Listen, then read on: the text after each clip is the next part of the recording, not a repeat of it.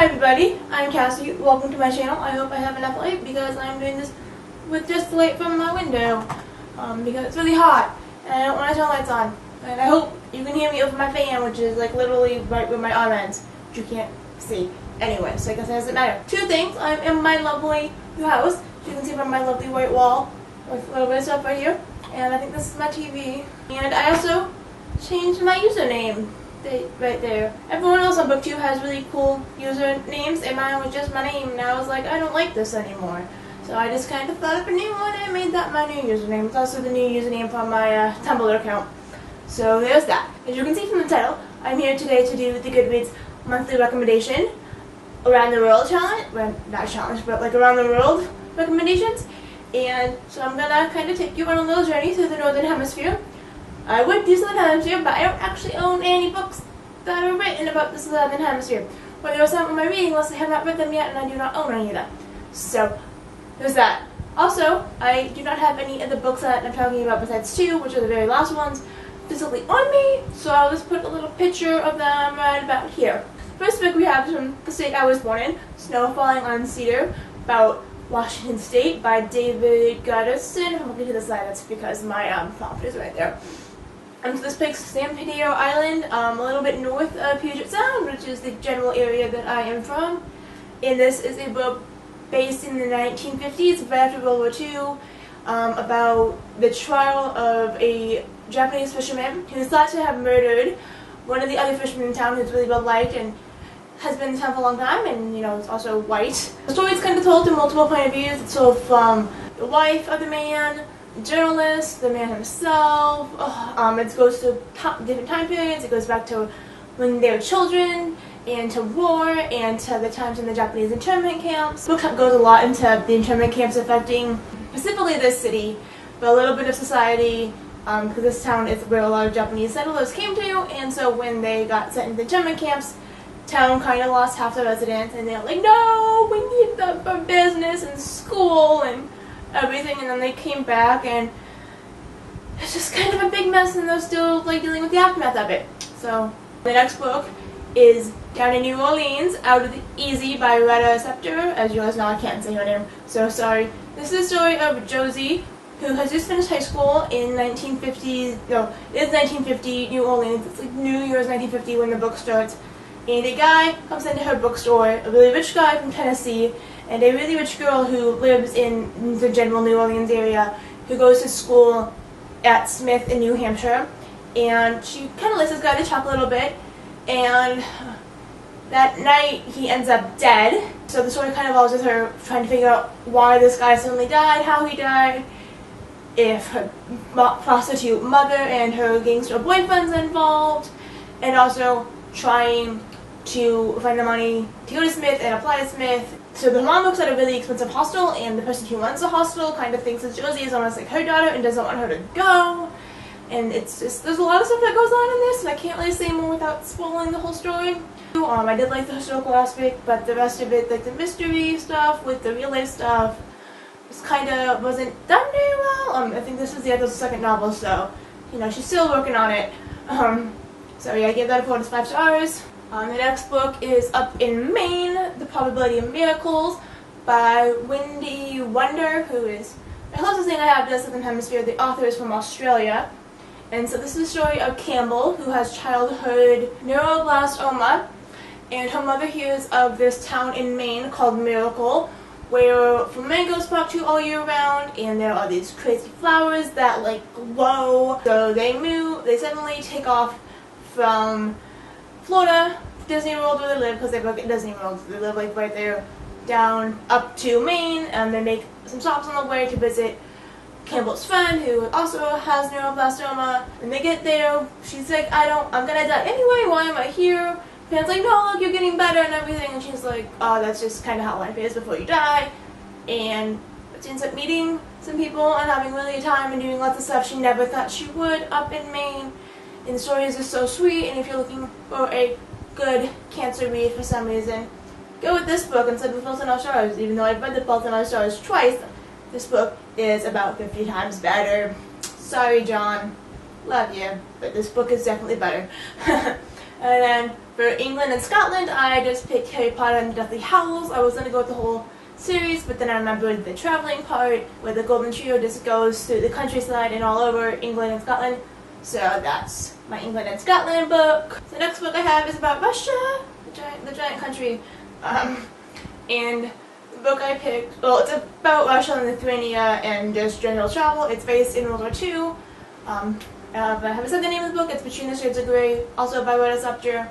So it's about a girl, 15-year-old girl named Lena from just a relatively off family in Lithuania, and her dad sends her cousin to Germany to protect them. By Lena's father's getting their family ready to go, the Russian army finds out about this and comes and collects Lena's family and puts them on a train to Siberia. And so the story is just kind of about the survival and what they need to do to make it, to live in Siberia and deal with the Russian army. Not as graphic as I thought it would be, especially reading other graphic novels about escape, well, non-fiction novels about escape. This is definitely for a bit younger audience. See, there's a little bit of romance in it, a whole bunch of family and friendship, and just that. It's got everything that you could possibly want from a novel. And World War II stories that people don't really know about.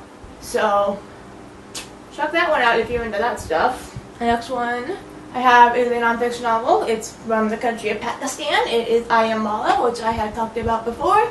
I Am Mala by Mala Yousafzai, the girl who was shot in the head by the Taliban on the school bus for fighting for women's rights, women's educational rights, a bit of women's rights too.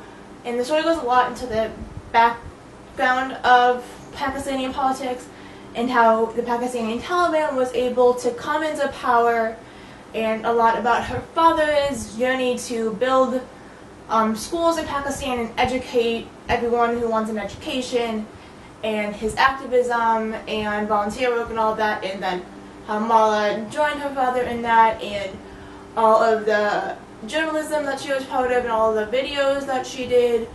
And it goes into a lot of why she was actually targeted, because if you're the same age as she was when she was targeted, like I was, you probably didn't know all that. So read that book. It's really good. It made me cry and so angry, but it also kind of changed my life for the better.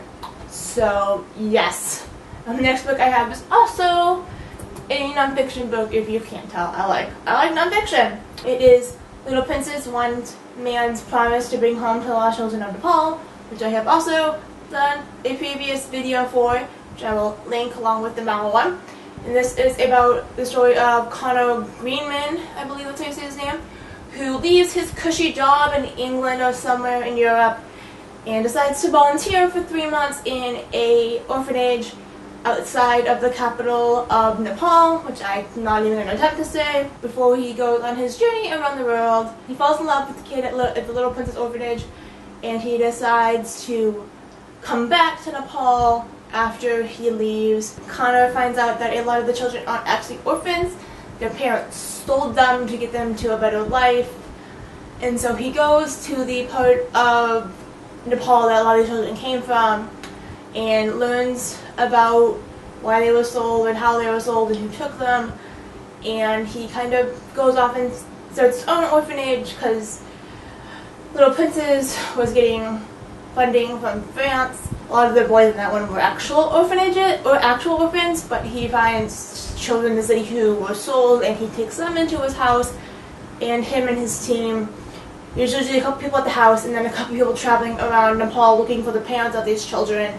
And it's just a beautiful, heartbreaking story, and I'll put the link to their website in the doobly-doo. The last 2 books I haven't actually read.